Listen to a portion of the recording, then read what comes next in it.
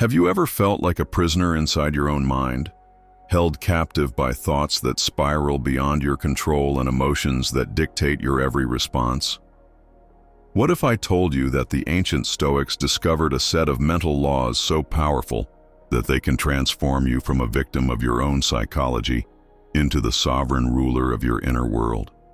Tonight, we delve into 14 revolutionary Stoic rules that will give you absolute dominion over your thoughts and emotions, turning your mind from a chaotic battlefield into a disciplined fortress of clarity, peace, and unshakable strength. Before we embark on this transformative journey that has the power to completely rewire how your consciousness operates, I need you to engage with this content in a way that signals your readiness for genuine change.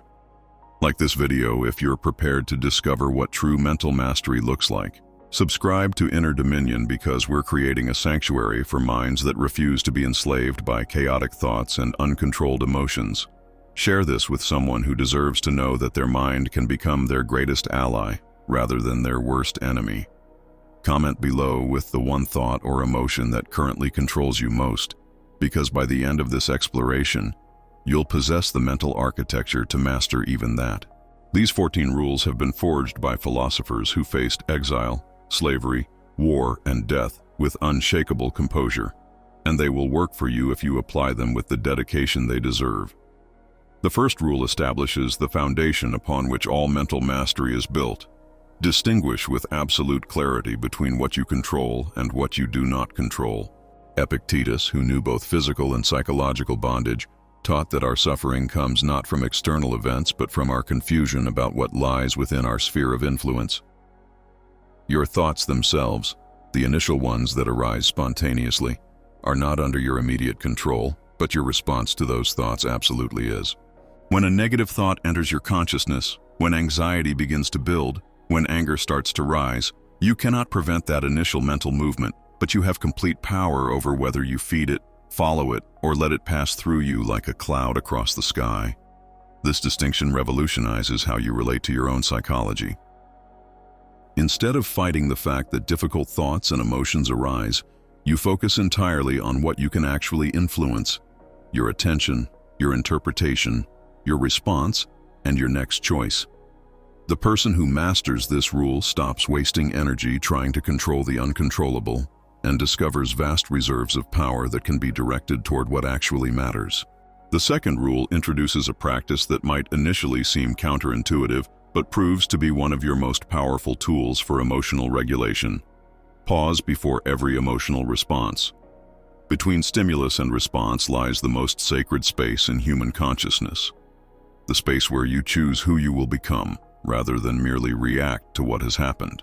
When someone criticizes your work, when unexpected challenges arise, when plans fall apart, your untrained mind immediately generates an emotional reaction based on years of conditioning and unconscious patterns. But the Stoic mind, trained through daily practice, creates a deliberate pause between external events and internal responses. In that pause, you ask yourself, is this emotion serving me or enslaving me? Does this response align with who I want to be, or is it simply the path of least resistance? What would my highest self do in this situation? This single practice, the cultivation of conscious pause, transforms you from someone who is constantly reactive to someone who is consistently responsive, from someone controlled by circumstances to someone who chooses their own experience regardless of external conditions. The third rule addresses one of the most exhausting patterns of modern mental life. Refuse to suffer troubles that exist only in your imagination. Seneca observed that we suffer more from imagination than reality, that the mind left untrained will conjure thousands of catastrophic scenarios that never materialize while destroying your peace in the present moment. When faced with uncertainty about the future, your undisciplined mind immediately begins generating worst-case scenarios, playing them on repeat until anxiety becomes your constant companion and mental energy becomes completely depleted.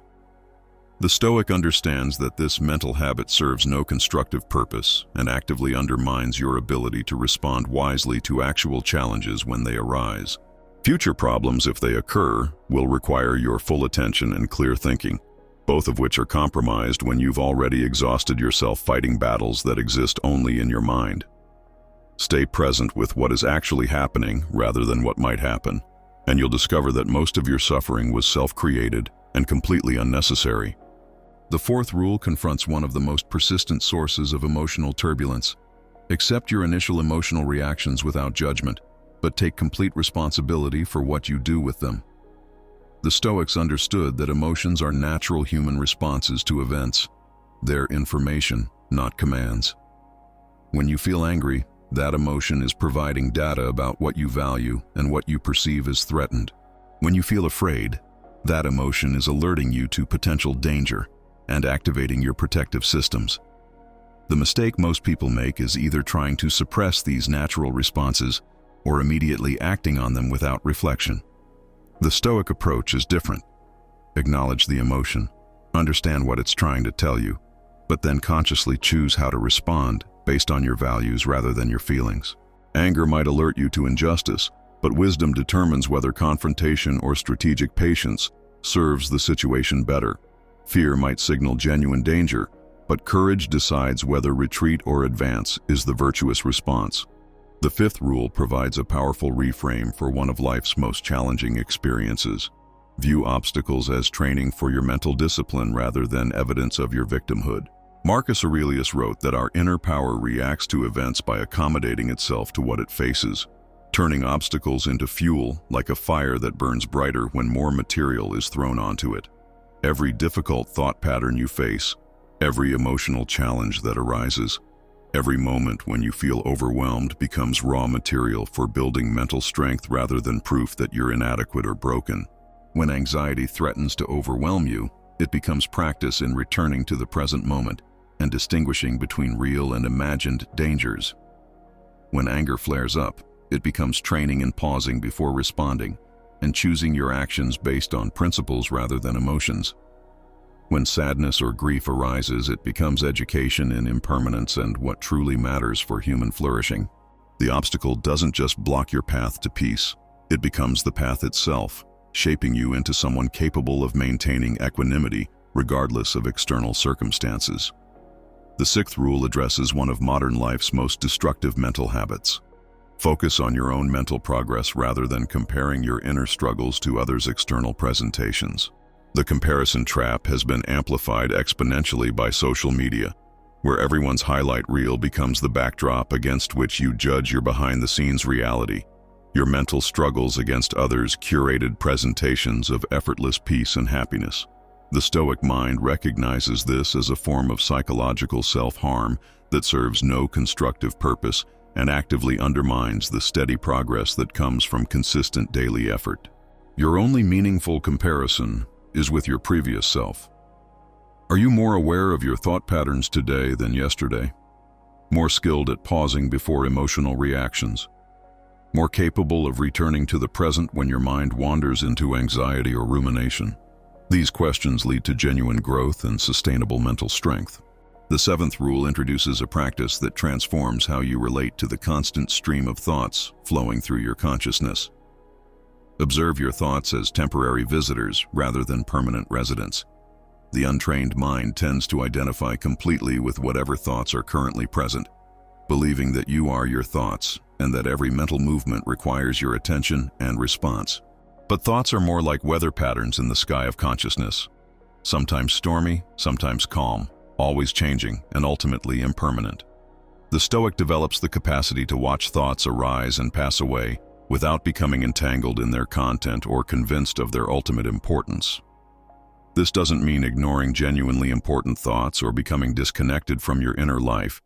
It means recognizing that you are the observer of thoughts, not their victim. When negative self-talk arises, you can acknowledge it without believing it. When anxious projections about the future emerge, you can notice them without being convinced by them. This perspective creates psychological space where clarity and wise choice become possible. The eighth rule provides a powerful antidote to the modern epidemic of mental overwhelm. Direct your attention consciously rather than allowing it to be hijacked by whatever seems most urgent or emotionally compelling. Your attention is your most precious resource and the foundation of your mental experience, Where you place it determines what kind of inner world you inhabit and what kind of person you become. Yet most people allow their attention to be pulled in whatever direction external stimuli or internal compulsions demand, creating a constant state of mental fragmentation and emotional reactivity. The Stoic practices the art of conscious attention, deliberately choosing what deserves mental focus and what should be ignored. This means setting specific times for checking news and social media, rather than allowing them to interrupt your consciousness throughout the day. It means engaging fully with conversations rather than mentally multitasking. It means focusing on solutions rather than problems, on what you can influence rather than what you cannot, on the present moment rather than anxious futures or painful pasts. The ninth rule addresses one of the most exhausting aspects of emotional life. Recognize that most of your emotional suffering comes from resistance to what is already happening. The Buddha taught that suffering equals pain times resistance, and the Stoics understood this principle deeply. When something unpleasant occurs, when you receive criticism, when plans don't unfold as expected, when people behave in ways that disappoint you, the immediate pain is often brief and manageable.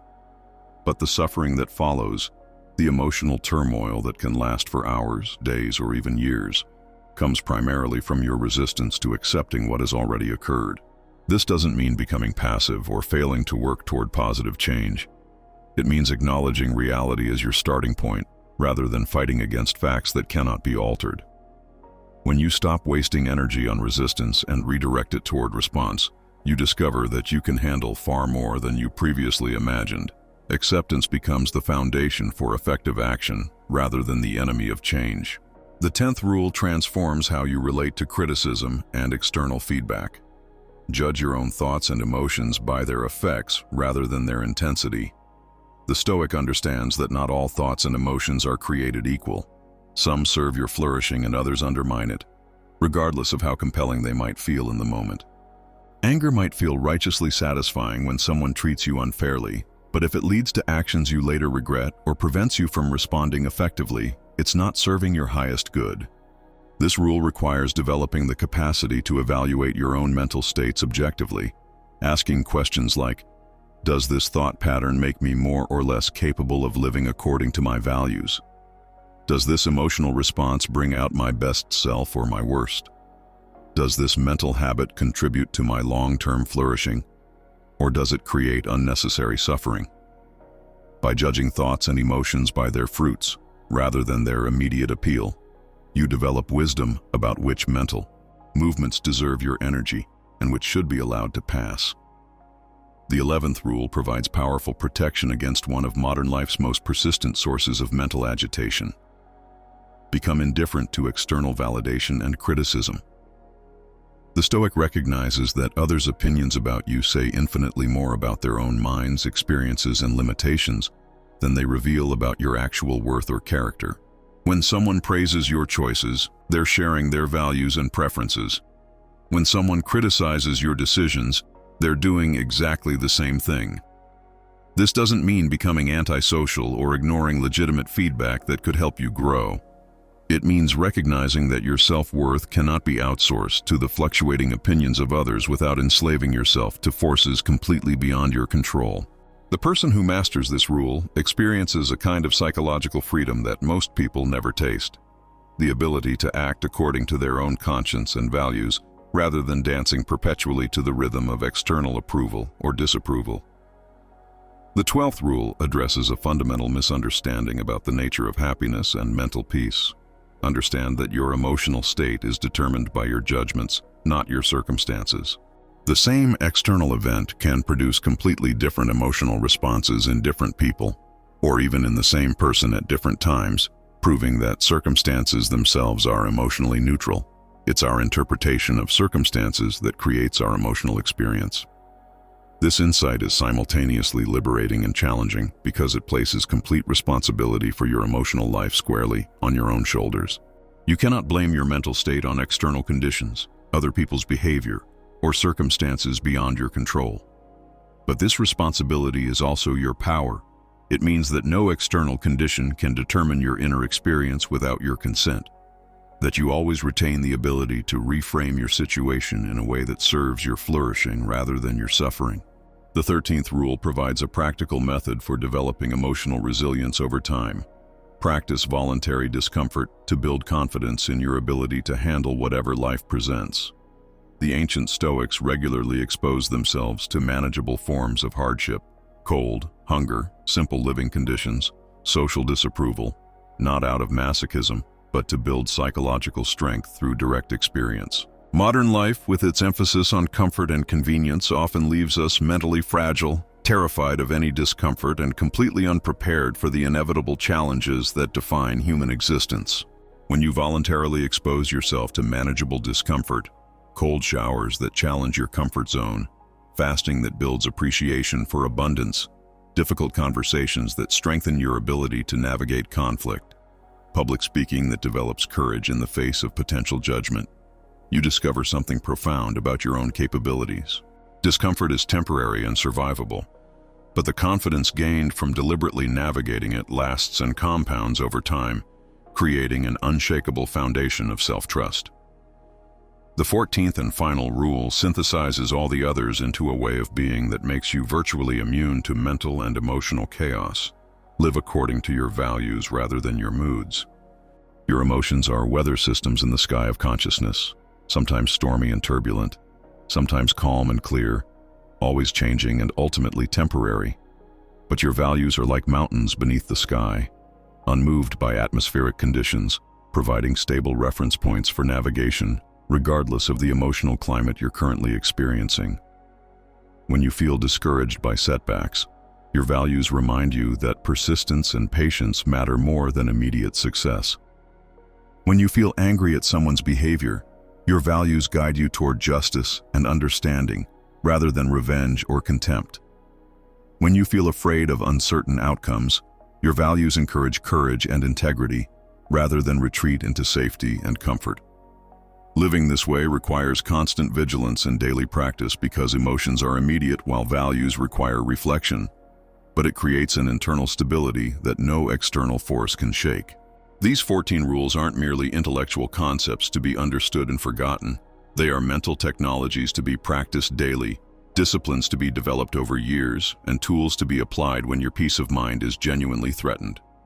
The mind trained in these principles doesn't become cold or disconnected from human experience.